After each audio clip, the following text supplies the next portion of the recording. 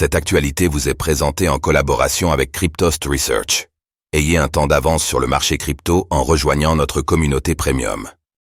La confiscation des actifs russes par les États-Unis pourrait alimenter la dédollarisation, selon des analystes. Les États-Unis envisagent d'utiliser des actifs russes gelés pour apporter une aide financière conséquente à l'Ukraine. Mais cette manœuvre pourrait favoriser le processus de dédollarisation, selon certains commentateurs.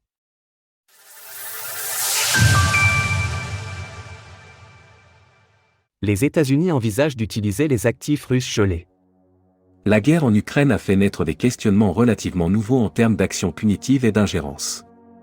On se souvient ainsi que les États-Unis avaient gelé plusieurs milliards de dollars d'actifs appartenant à des acteurs liés au gouvernement russe. Et la Chambre des représentants envisage désormais de les utiliser. Une proposition a en effet été approuvée par cet organe gouvernemental, le Rebuilding Economic Prosperity and Opportunity, REPO, Act. Celui-ci prévoit d'utiliser les biens saisis, afin de les donner à l'Ukraine.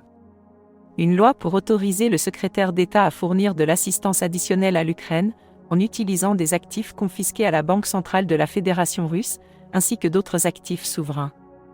Une décision qui fait débat. Si la décision paraît juste pour ses défenseurs, qui voient ainsi un moyen d'aider un pays assiégé en utilisant les fonds de l'attaquant, d'autres sont plus mesurés. Paul Goncharov, consultant pour la firme du même nom, confiait ainsi aux médias russes Sputnik ses réserves. Cela renforce le besoin de dédollariser. Que cela soit la Russie ou la Chine, ou n'importe qui d'autre, y compris des pays du G7 qui ne soutiendraient que de manière marginale les États-Unis. C'est du chantage économique pur et simple. Dans le camp des républicains, les critiques sont aussi fermes. Le sénateur Paul Rand affirmait ainsi récemment qu'il s'agirait d'une erreur pour le gouvernement des États-Unis. Confisquer les actifs souverains de la Russie est un acte de guerre économique. Saisir et transférer ces actifs vers l'Ukraine pourrait donner à Washington l'impression d'être vertueux, mais cela n'amènera pas la paix. Confiscation des actifs et dédollarisation. Un tel acte serait inédit, en tout cas dans un conflit de cette ampleur. On rappelle que le mouvement de dédollarisation qui se propage dans le monde a pris de l'ampleur depuis le début de la guerre en Ukraine.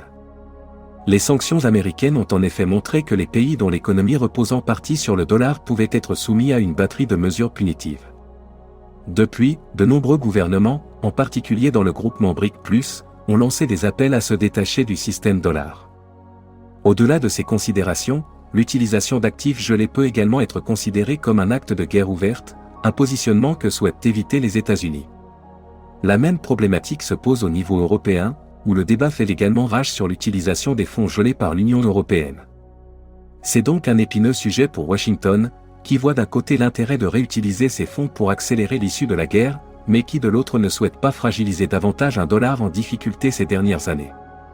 Retrouvez toutes les actualités crypto sur le site cryptost.fr.